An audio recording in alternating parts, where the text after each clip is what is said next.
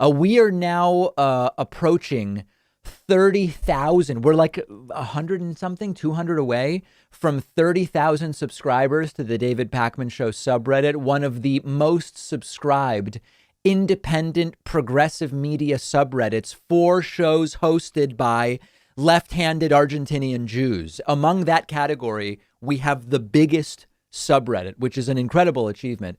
A few interesting discussions I found this morning on the subreddit. A lot of people trying to sign up for not MyPillow, Mike Lindell's new sort of a social media platform, Frank Speech.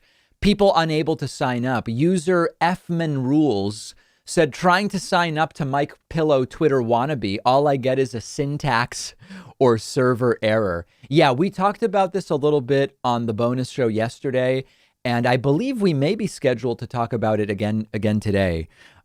It's hilarious.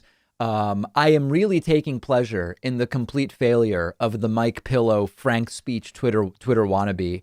But I've heard from a couple of people who say they were able to sign up. I don't know how, because the website seems to be persistently down. But a true comedy of errors taking place with frankspeech.com. I'll even take a look at it now, see if I can pull up the website.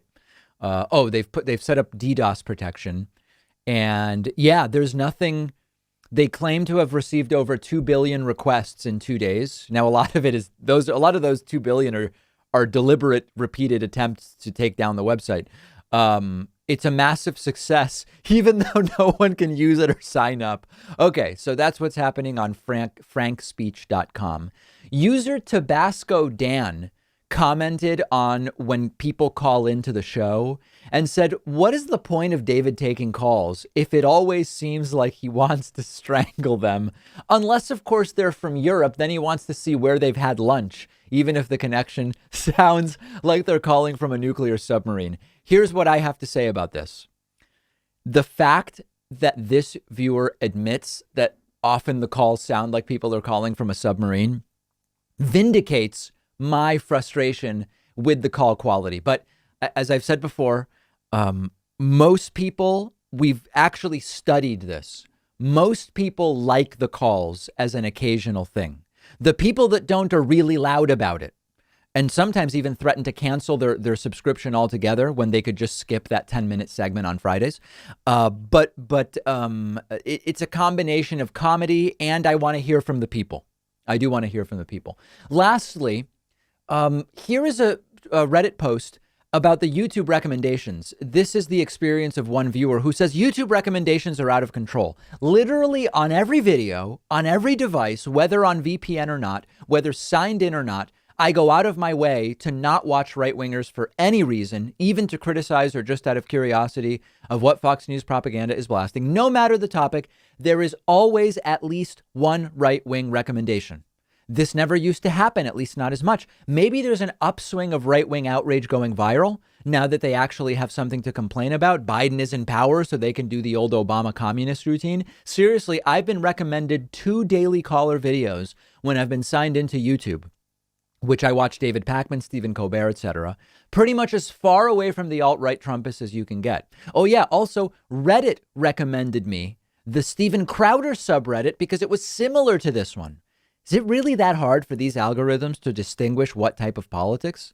Let me ever see any left-wing content recommended on YouTube to anyone? That sentence is a doozy. Hold on.